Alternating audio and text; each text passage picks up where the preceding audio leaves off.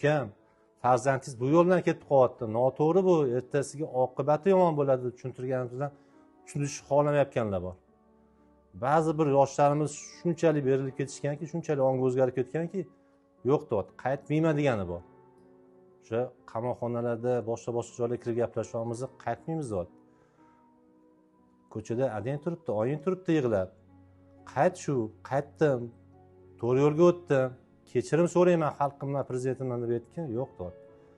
Ota-ona menga deyapti, hayotga kelishim uchun sababchi bo'lgan narsa-ku deyapti.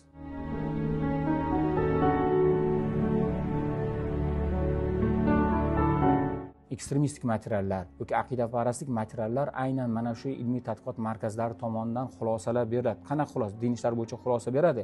Lekin bu markazlarda faoliyat olib borgan, ko'plab kitobni ko'rgan ustozlarimiz har xil tomonlama bir narsaga deylik, mujassimalar bilan bo'lgan talashda aytishadi-ku, Alloh taologa jism xoslaganlarda.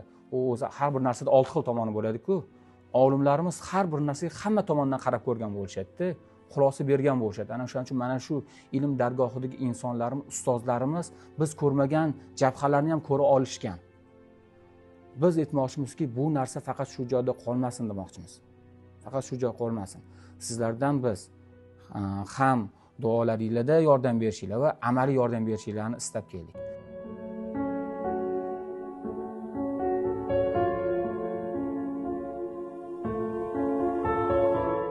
Demak, materiallarning orasida davlat diniy material qo'ysin, javobgarlikka tortib yuboryapti degandagi xulosaga kelib qolishganda, aslida unaqa emas. Vazirlar Mahkamasini bilsanglar 180-qarorda O'zbekiston Respublikasi hududida diniy materiallarni din ishlari bo'yicha qo'mitadan ijobiy xulosa olmasdan turib tarqatishga hech kimni huquqi yo'q-da.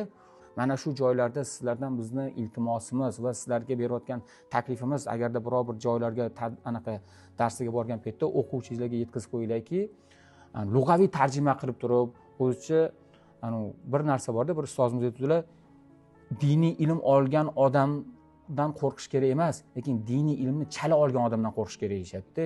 Chala mulla hammani adashtirib qo'yishi mumkin-da. O'quvchilar orasida sal arab tilini bilib olib turib, sal forschani o'qib turib, materiallarni tarjima qilib turib, erkin tarjima deymiz-ku, erkin tarjima qilib turib, o'ziga material tayyorlab turib, yo'da o'sha arabiysi, forsisini yozib, pastida tarjimasini, o'zbekchasini yozib turib, postlarga qo'yishmasin, iltimos qilamiz sizlardan. Va sizlarning o'zingizlardan ham bizning iltimosimiz mana shu. Hech qachon Qur'on bilan hadisni lug'aviy tarjima bilan hukmini berib bo'lmaydi dedilar-da. O'sha paytda bitta misol keltirganlar, o'sha misollar hanuzgacha qolib ketgan. To'g'ri, boshqa misollar ham bor. Bitta o't degan so'zni aytganlar-da. O't degan so'z bo'lsa, nechta ma'no kelib chiqadi? Alloh va uning rasuli iroda qilgan ma'noga, siyoh kalomga to'g'ri kelmasligi mumkin. Lug'aviy tarjima qilganda bu ma'no chiqishi mumkin. Lekin o'zi aslida Alloh va uning rasulining iroda qilgan narsaga uning lug'aviy tarjimasiga ma'nosi tushmasligi mumkin derdilar-da. Xuddi shunga o'xshab turib, sizlardan bizning iltimosimiz mana shu narsalar bizga yordamchi bo'linglar. O'quvchilarga chiqazayotgan payt yoki kitoblardan tarjimalar chiqazayotgan paytlarda.